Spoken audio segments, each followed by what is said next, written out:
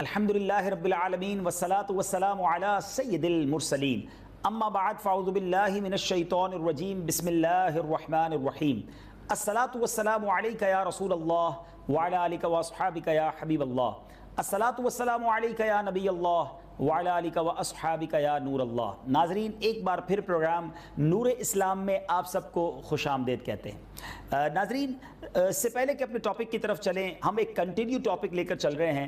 پچھلے پروگرام میں ہم نے کچھ اس بارے میں سنا تھا کہ مسلمان کو تکلیف نہ دیجیے، ہمارا کام تکلیف دینا نہیں، راحت پہنچانا ہے۔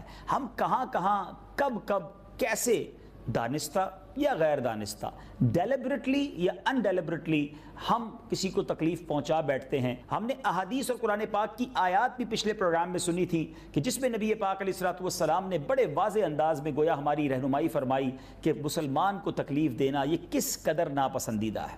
اس سے پہلے کہ ہم اپنے ٹاپک کی طرف چلیں، اپنے پروگرام کے فارمیٹ کے مطابق درود پاک کی فضیلت پر مشتمل ایک شاندار روایت سنتے ہیں۔ حضرت عبداللہ ابن عمر بن العاص رضی اللہ تعالی عنہما سے مروی ہے، فرماتے ہیں من صلی علی النبی صلی اللہ علیہ وسلم واحدتاً، جو ایک مرتبہ نبی پاک صلی اللہ تعالی علیہ وسلم پر درود بھیجتا ہے، اللہ اور اس کے فرشتے اس کے بدلے اس پر 70 بار درود بھیجیں گے۔ سبحان اللہ، یعنی 70 رحمتیں گویا اس پر نازل ہوں گی۔ اب ذرا سوچ لیجئے کہ درود پاک کس قدر برکت والا وظیفہ ہے۔ کوشش کیجئے کہ چلتے پھرتے اٹھتے بیٹھتے کثرت کے ساتھ درود پاک پڑھتے رہا کریں۔ آئیے مل کر محبت کے ساتھ درود پاک پڑھ لیجئے۔ صلو علی الحبیب صلی اللہ تعالی علی محمد صلی اللہ علیہ وسلم۔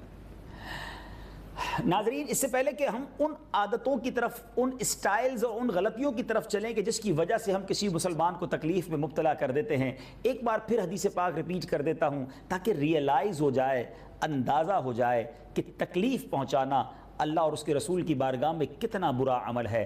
اللہ کے حبیب صلی اللہ تعالی علیہ وسلم فرماتے ہیں من آذا مسلمن، جس نے کسی مسلمان کو تکلیف دی، من آذا مسلمن فقد آذانی، اس نے مجھے تکلیف دی، اور جس نے مجھے تکلیف دی ومن آذانی فقد آذ اللہ، اس نے اللہ کو تکلیف دی۔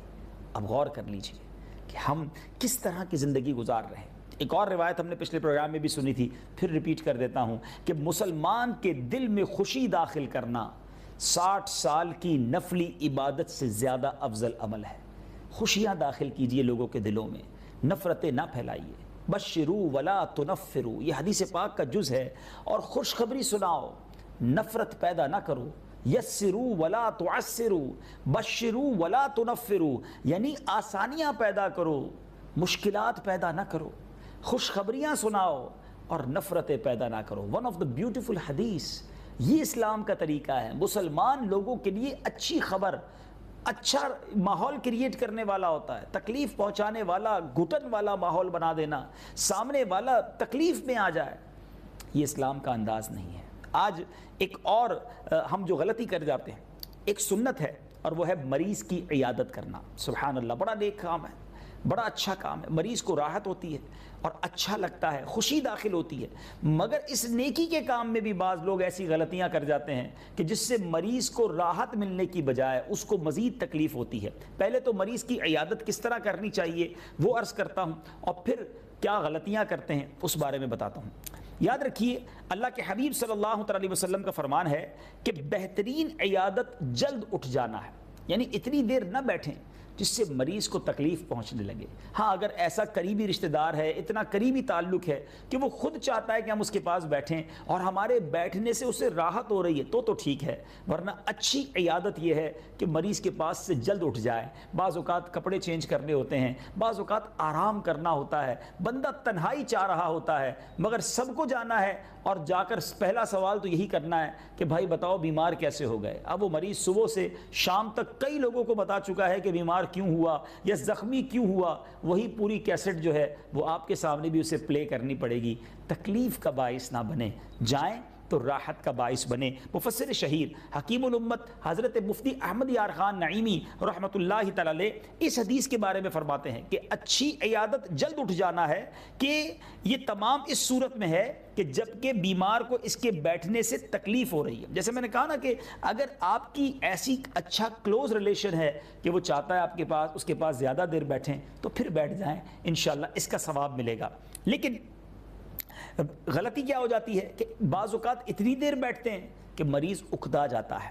منقول ہے کہ بعض لوگ مرض الموت میں حضرت سیدنا سری سقطی رحمۃ اللہ تعالی علیہ کی عیادت کو گئے، کافی دیر تک وہاں بیٹھے رہے، وہ پیٹ کی تکلیف میں مبتلا تھے۔ لوگوں نے ان سے کہا کہ آپ ہمارے لیے دعا فرمائیں تاکہ ہم واپس جائیں، بہت دیر تک بیٹھے رہے۔ اب مریض نہیں کہہ سکتا کہ آپ اٹھ کر جائیں، مجھے آرام کرنا ہے۔ تو حضرت سری سقطی رحمۃ اللہ تعالی علیہ نے دعا کی کہ اے اللہ انہیں مریض کی عیادت کرنا سکھا دے کہ مریض کی عیادت کیسے کرنی چاہیے۔ اسی طرح ایک شخص مریض کی عیادت کو گیا، کتابوں میں لکھا کافی دیر بیٹھا رہا، مریض چاہتا تھا یہ اٹھ جائے تاکہ اسے ریسٹ ملے۔ تو جب لوگ آتے رہے جاتے رہے تو اس نے کہا کہ حضور مجھے ایسا لگتا ہے کہ لوگ آ رہے ہیں اور ان کی بھیڑ کی وجہ سے آپ کو بڑی تکلیف ہے، تو کیا میں اٹھ کر دروازہ بند کر دوں؟ تو مریض نے بڑے کمال کا جواب دیا کہ ہاں لیکن باہر سے بند کر دو، یعنی تم بھی باہر جاؤ اور باہر جا کے کنڈی لگا دو۔ بعض اوقات انسان تنہائی چاہتا ہے تو مریض کی عیادت کو جائیں، تکلیف کا باعث نہ بنے۔ اچھا پھر اس میں جو غلطیاں ہو جاتی ہیں کہ ہم مریض کی، میں کچھ آداب بیان کر دیتا ہوں عیادت کے تاکہ ثواب کی نیت سے جائیں تو نیکیاں کمائیں، اور چند غلطیاں بھی سامنے آ جائیں گی۔ مریض کی عیادت کرنا سنت ہے، سبحان اللہ، سنت کی نیت سے جائیں۔ میرے آقا علیہ الصلوۃ والسلام مریضوں کی عیادت کے لیے تشریف لے جایا کرتے۔ اچھا پھر اگر معلوم ہے کہ بیمار کی اس حالت میں عیادت کو جاؤں گا اور اس کو تکلیف پہنچے گی تو پھر عیادت کو نہ جائے، تھوڑا اس کا معاملہ بہتر ہونے دے پھر چلا جائے۔ آیا نور اسلام، آیا نور اسلام۔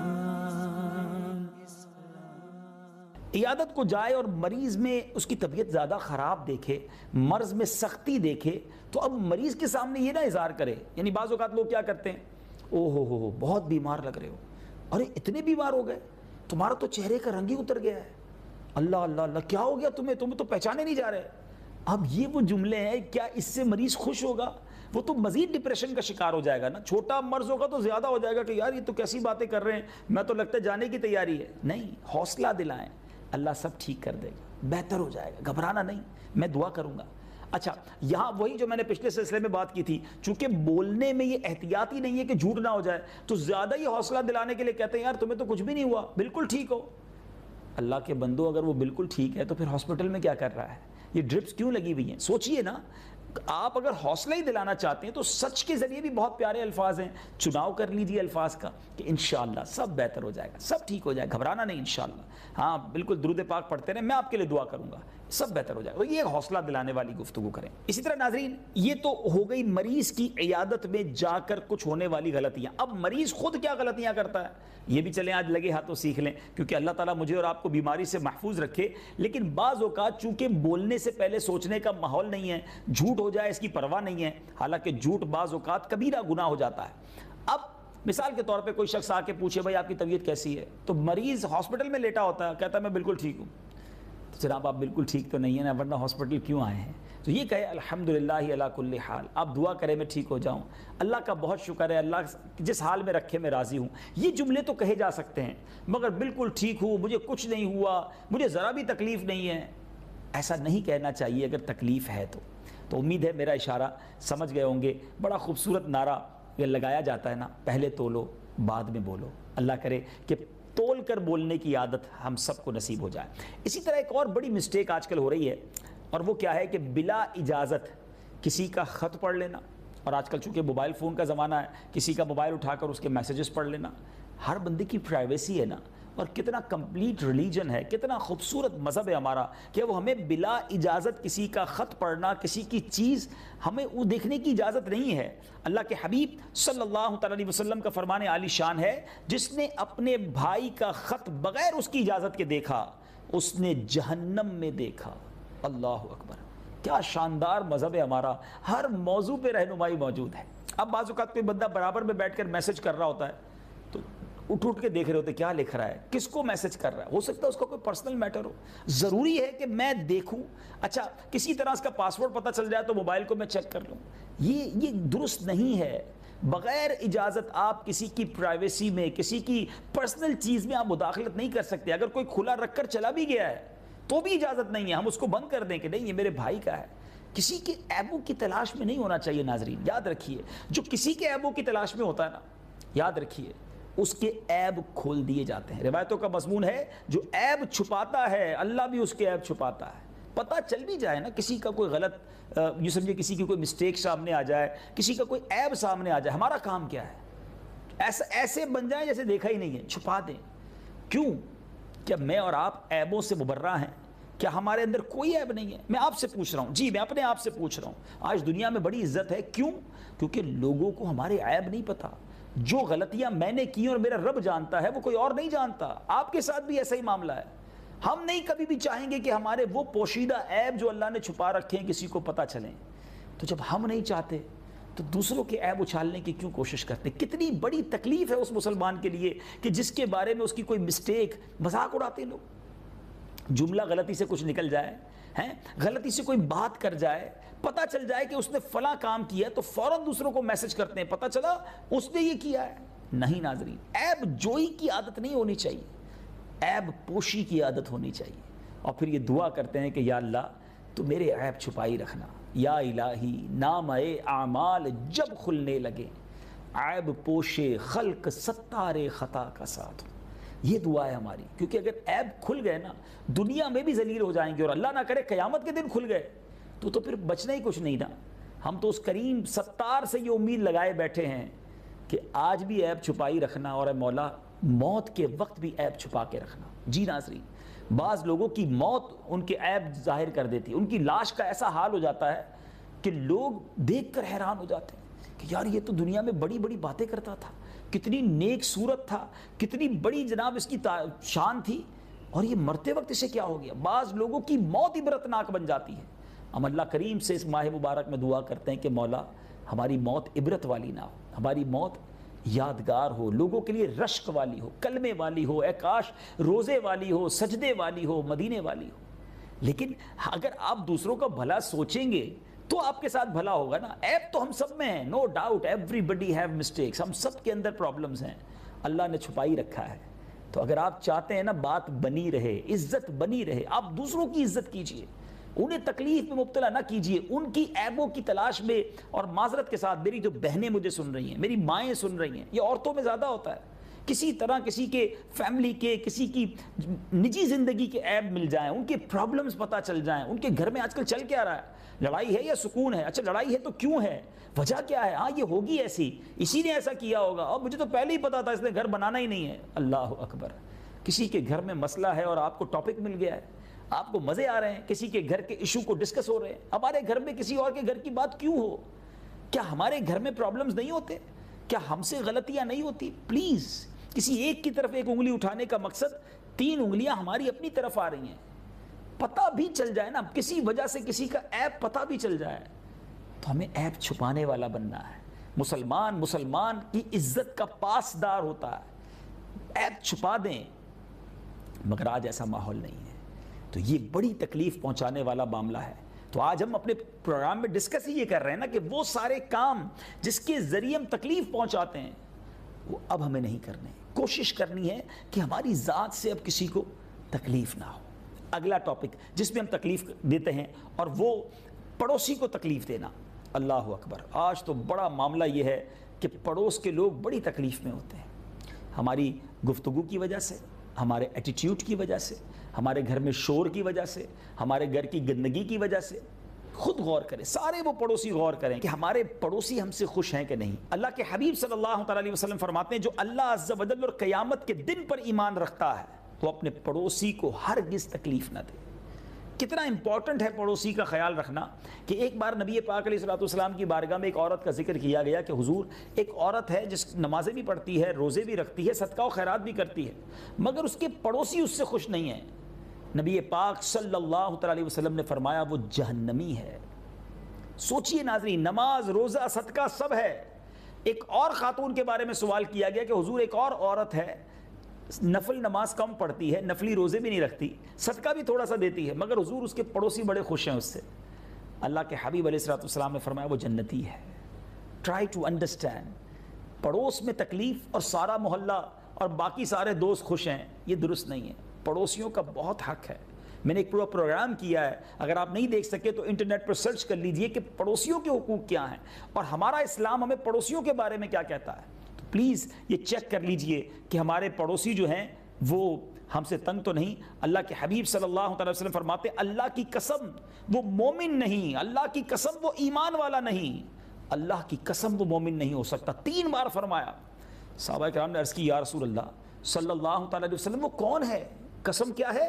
اللہ کی قسم وہ مومن نہیں ہے.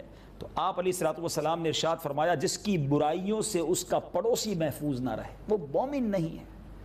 سوچئے, نمازیں, روزے, حج, زکوٰۃ بریلینٹ, مگر پڑوسیوں کو تکلیف تو نہیں. میں نے شروع سے اپنے پروگرام کو لے کر چل رہا ہوں کہ ہمارا کام تکلیف دینا نہیں ہے. کاش میرے پڑوس والے یہ کہیں کہ کیا پڑوسی ملا ہے, جب سے یہ پڑوس میں آئے ہیں ہمیں سکون ہو گئی ہے, ہم اپنے آپ کو سیکیور فیل کرنے لگے. ایک بھائی آ گیا ہے برابر میں, ایک سپورٹر ہے ہمارے ساتھ, ہمارا فیملی ممبر ہے. کیا یہ ماحول کریٹ نہیں ہو سکتا؟ ہم کیوں اینیمیز کی طرح, دشمنوں کی طرح, حاسدین کی طرح رہتے ہیں کہ پڑوسی بعض اوقات پڑوسی کو دیکھنے کے لیے تیار نہیں ہوتا, ہر وقت غصے سے ایک دوسرے کو دیکھ رہے ہوتے ہیں. یاد رکھیے گا ناظرین, پڑوسی سے دشمنی اچھی نہیں, کیونکہ پڑوسی تبدیل نہیں ہوتا. جس کا جو پڑوسی ہے اچھی نیتوں کے ساتھ اس سے دوستی کر لیجئے, انشاءاللہ زندگی بہت خوشگوار گزرے گی. آیا نور اسلام, آیا نور اسلام. آگے چلتے ہیں. وہ کون سے کام ہیں جن سے ہم لوگوں کو تکلیف دیتے ہیں؟ بہت سارے ینگسٹرز مجھے سن رہے ہوں گے. ایک اور بڑی جو مسٹیک ہے کہ دوست جب مل کر بیٹھتے ہیں نا, دوسرے دوست کا مذاق اڑاتے ہیں. آج کی بازاری لینگویج میں جس کو کہا جاتا ہے کہ کسی کی فلم چڑھاتے ہیں, کسی کے بارے میں برے کمنٹس پاس کرتے ہیں. ایسا نہ کیا کریں. ایک دوست کے ساتھ 4-5 دوست مل کر مذاق کریں, اس کا نام بگاڑیں. اگر اس کا لمبا قد ہے تو اسے لمبو کہہ کر پکاریں, چھوٹا قد ہے تو چھوٹو کہہ کر پکاریں, موٹا ہے تو اس کو موٹو کہہ کر پکاریں, اگر رنگ بیچارے کا سانولا ہے تو کالا کہہ کے پکاریں, اگر آنکھ تھوڑی سی چھوٹی ہے تو کانا کہہ کر پکاریں, زبان تھوڑی سی تتلاتی ہے یا ہکلاتی ہے تو اسی کے سٹائل میں بات کر کے اس کو تکلیف پہنچائیں. بیچارہ کوئی پیر سے, اس کے پیر میں لنگ ہے یا لنگڑا ہے تو اس کو لنگڑا کہیں یا اس انداز کو اپنا کے اس کا مذاق اڑائیں. کبھی سوچا ہے آپ نے ناظرین یہ کتنی بڑی دل آزاری ہے؟ آپ کہتے نہیں میرا دوست تو ہنس رہا ہوتا ہے ہم جب اس کو موٹو کہتے ہیں, چھوٹو کہتے ہیں یا جو بھی برا نام رکھا ہے آپ نے. پلیز میرے ینگسٹرز غور سے سنیں. آپ کہتے ہیں نہیں وہ تو بہت خوش ہو رہا ہوتا ہے, آپ کے سامنے وہ ہنستا ہے. کبھی اس کے دل سے پوچھئے. بعض اوقات تو گھر جا کر اکیلے میں روتا بھی ہوگا کہ یا اللہ تو نے مجھے ایسا کیوں بنایا, کاش میرا قد چھوٹا نہ ہوتا تو دوست مذاق تو نہ اڑاتے, میں اتنا ہیلدی نہ ہوتا کہ تاکہ لوگ میرا مذاق اڑاتے, میرا رنگ بھی صاف ہوتا تو مجھے اس طرح ستایا نہ جاتا. ہو سکتا ہے وہ اللہ کی بارگاہ میں بیچارہ آنسو بہاتا ہو. کبھی ہم نے سوچا ہونا کیا چاہیے تھا ناظرین؟ کسی سانولے رنگ کو, کالے رنگ والے کو دیکھ کر مجھے تو شکر ادا کرنا چاہیے تھا نا کہ یا اللہ تو نے مجھے حسین چہرہ دیا. اللہم حسنت خلقی فحسن خلقی. یہ آئینہ دیکھنے کی کتنی پیاری دعا ہے. جب اپنا چہرہ آئینہ میں دیکھے تو بندہ دعا کرے یا اللہ تیری مہربانی, تیرا شکر, میرا چہرہ اچھا بنایا, اے اللہ میرے اخلاق بھی اچھے کر دے. کس نے بنایا آپ کا چہرہ اچھا؟ اللہ نے بنایا. ہم بھی بدصورت ہو سکتے تھے. اگر اللہ نے اچھا چہرہ دیا ہے تو کسی بیچارے کم صورت والے کا مذاق اڑاؤ گے؟ کیا معلوم اللہ کی بارگاہ میں اس کا رتبہ کتنا بلند ہو. کسی چھوٹے قد والے کو دیکھ کر کیوں شکر ادا نہیں کرتے کہ یا اللہ تو نے مجھے درمیانہ قد دیا, مجھے تو نے صحت مند بنایا, میرے پیر ٹھیک ہیں, میری زبان ٹھیک ہے, میری آنکھیں ٹھیک ہیں, آئی ایم اوکے. ارے ہونا تو یہ چاہیے تھا کسی معذور کو دیکھ کر اللہ کا شکر ادا کیا جاتا. یا الٹا معاملہ ہے, معذور کو دیکھ کر اس کا مذاق اڑاتے, ایب نارمل کو دیکھ کر اس کی نقل اتارتے. آپ سوچیے آپ کیا کر رہے ہیں, اللہ کے غضب کو دعوت دے رہے ہیں. اور ایک اور بات یاد رکھیے گا, ان شکرتم لازیدنکم, اللہ فرماتا ہے میری نعمتوں کا شکر ادا کرو میں تمہیں اور دوں گا. اور اگر کفران نعمت کرتا ہے, ناشکری کرتا ہے, یہ نعمتیں چھین بھی لی جا سکتی ہیں.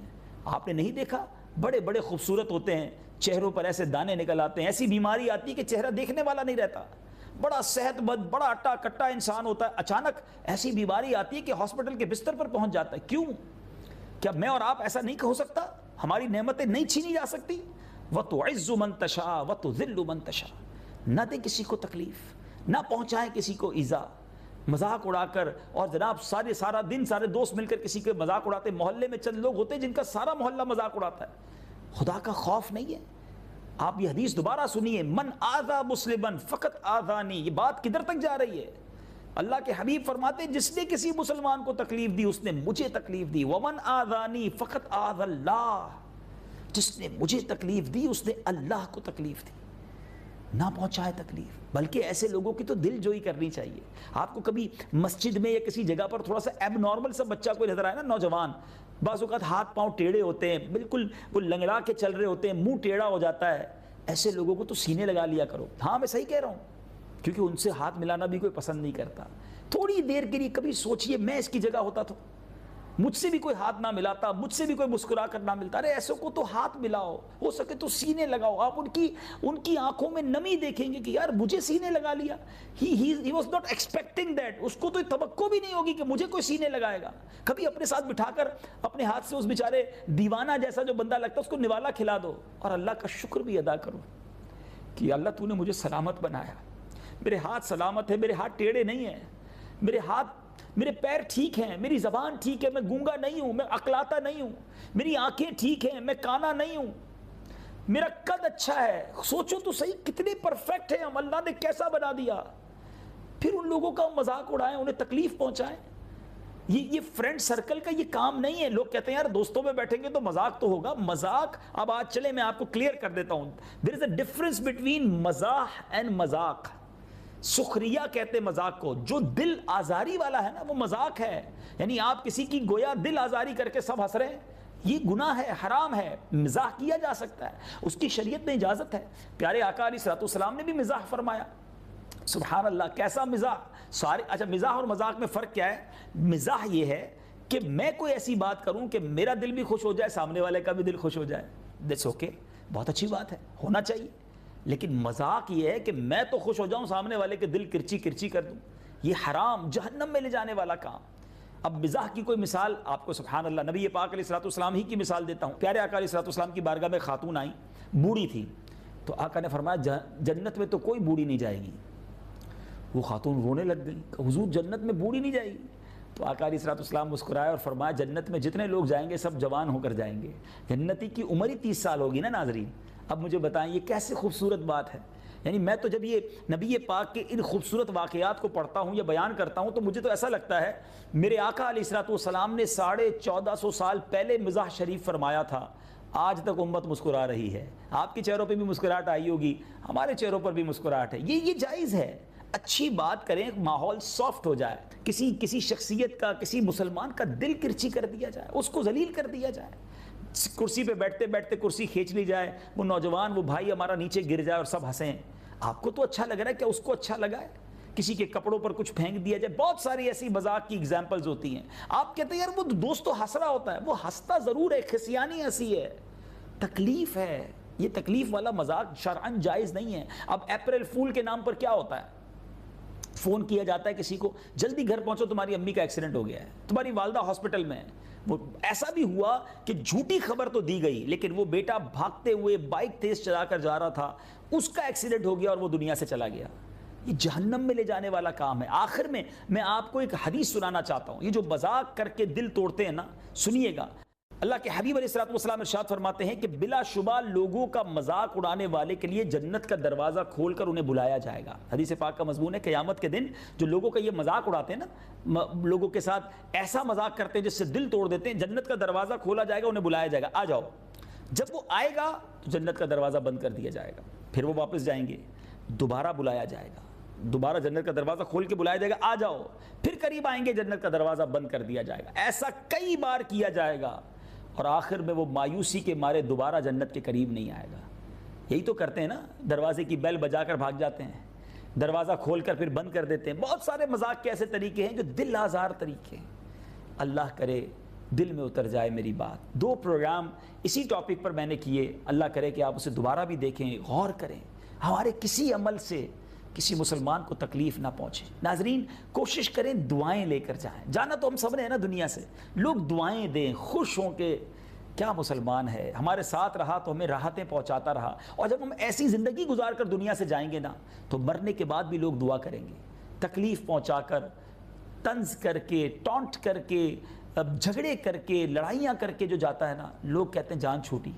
آپ کے اوپر ہے, میں اپنے بارے میں بھی سوچوں کیسی لائف گزارنی ہے. اللہ کرے مسلمانوں کے دلوں میں خوشی داخل کر کے زندگی گزاریں, انشاءاللہ دنیا بھی بہتر ہو جائے گی, آخرت بھی بہتر ہوگی, اور یہی نور اسلام ہے. اللہ ہم سب کے دلوں میں نور اسلام داخل فرمائے. اپنے پروگرام کے آخری سیگمنٹ کی طرف چلتے ہیں جس کا نام ہے فیضان رمضان. آیا نور اسلام, آیا نور اسلام. ناظرین, سیگمنٹ فیضان رمضان میں آج عید الفطر کے بارے میں کچھ بات کرنی ہے. سبحان اللہ, عید کا دن کتنا مبارک دن اور اللہ کی رحمتیں لوٹنے کے لیے کتنا زبردست دن ہے. آئیے کچھ سنتے ہیں. حضرت سیدنا عبداللہ ابن عباس رضی اللہ تعالیٰ عنہما کی ایک روایت میں یہ بھی ہے کہ جب عید الفطر کی رات تشریف لاتی ہے تو اسے لیلۃ الجائزہ یعنی انعام کی رات کے نام سے پکارا جاتا ہے. جب عید کی صبح ہوتی ہے تو اللہ عز و جل اپنے معصوم فرشتوں کو تمام شہروں میں بھیجتا ہے.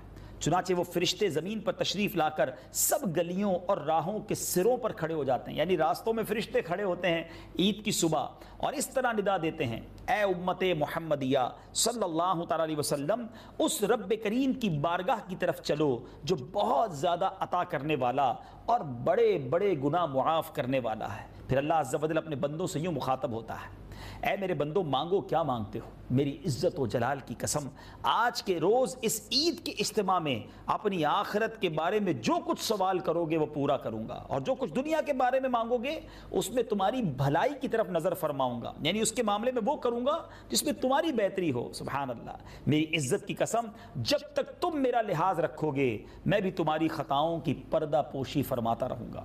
میری عزت و جلال کی قسم میں تمہیں حد سے بڑھنے والوں یعنی مجرموں کے ساتھ رسوا نہ کروں گا. پس اپنے گھروں کی طرف مغفرت یافتہ لوٹ جاؤ, تم نے مجھے راضی کر دیا اور میں بھی تم سے راضی ہو گیا. کیا بات ہے, گویا عید کے دن مغفرت کے پروانے ملتے ہیں, اللہ کی رضا ملتی ہے. اس سے بڑی عید کیا ہے ایک مومن کے لیے کہ اس کا رب اس سے راضی ہو جائے. کیا شاندار بات ہے, میں تم سے راضی ہو گیا, تم نے مجھے راضی کر دیا اور میں تم سے راضی ہو گیا. اللہ کرے کہ اس عید والے دن, آنے والی عید کو ہمیں یہ فرمان مل جائے, ہمیں یہ مژدہ مل جائے کہ ہمارا مالک ہم سے راضی ہو جائے. مگر ایک بات سوچنے والی ہے ناظرین کہ پھر عید گزرنی کیسی چاہیے. اللہ کی رضا بھی لینی ہے اور گناہوں میں عید گزارنی ہے, نمازیں قضا کر کے عید گزارنی ہے. سارا رمضان نمازیں پڑھنے والے بھی عید کے دن عید کی نماز تو شاید پڑھ لیتے ہیں مگر باقی نمازوں میں کہاں ہوتے ہیں. یاد رکھیے عید کی نماز واجب ہے مگر فجر کی نماز تو فرض ہے نا, فرض چھوڑ دیتے ہیں لوگ. اسی دن ظہر کی نماز بھی فرض ہے. اس بار نیت کیجئے ناظرین, پورا رمضان نمازیں پڑھی ہیں, اب انشاءاللہ سارا سال نمازیں پڑھیں گے. ہم صرف رمضان کے لیے مسلمان نہیں ہوئے تھے, ہم پر صرف رمضان میں نمازیں فرض نہیں تھیں, اور یہ عید کا دن ایسی خوشی کے ساتھ اللہ کی بارگاہ میں ایسی دعائیں مانگنی ہیں کہ یا اللہ آج ہماری جھولیوں میں بھی مغفرت کی خیرات ڈال دے. اچھا, پھر ایک اور ایشو کہ آپ نے سنا کہ اللہ فرماتا ہے جو آخرت کے بارے میں مانگو گے میں تمہارا سوال پورا کروں گا. مگر یہاں تو عید والے دن دعا مانگنے کے لیے بھی بعض لوگ تیار نہیں ہوتے, ادھر نماز ختم ہوئی ادھر نکل گئے. ارے مانگنے کا دن ہے, اللہ کی بارگاہ میں جھولی پھیلانے کا دن ہے, تھوڑا اور انتظار کیجئے اور اچھے طریقے سے دعا مانگیے. اسی طرح اس دن شیطان کتنا پریشان ہوتا ہے. سیدنا وہب بن منبے رضی اللہ تعالیٰ عنہ فرماتے ہیں جب بھی عید آتی ہے تو شیطان چلا چلا کر روتا ہے. اس کی بدحواسی دیکھ کر اس کے سارے شیاطین اس سے پوچھتے ہیں کہ معاملہ کیا ہے, اے آقا آپ کیوں غضبناک ہیں اور اداس ہیں. وہ کہتا ہے ہائے افسوس, آج کے دن اللہ عز و جل نے امت محمدیہ صلی اللہ تعالیٰ علیہ وسلم کو بخش دیا ہے, لہٰذا تم انہیں لذات اور نفسانی خواہشات میں مشغول کر دو. اللہ اکبر. سوچئے ناظرین کہ آج یعنی شیطان کا پلان ہوتا ہے کہ بخشے نہ جائیں, ان کو گناہوں میں لگا دو. اب آپ کی مرضی ہے کیا پلان ہے, شیطان کے پلان پر عمل کرنا ہے, اس کی بات ماننی ہے, یا جو رحمان ہمارا مالک ہمیں بخشش کا پروانہ عطا فرمانا چاہتا ہے ہم نے اس کی فرما برداری کرنی ہے. اٹس اپ ٹو یو, طے آپ کیجئے. شیطان نے پلان کیا ہے کہ ہمیں پورے مہینے میں جو نیکیاں کمائی ہیں وہ برباد کر دے, لیکن انشاءاللہ اس بار شیطان کی باتوں میں نہیں آنا. خوشی منانے کی اسلام نے اجازت دی ہے, آپ بالکل اچھا کھائیں, اچھا پہنیں, جائز پہنیں, مسکرائیں, لوگوں سے ملیں, عید مبارک کہیں, اٹس اوکے.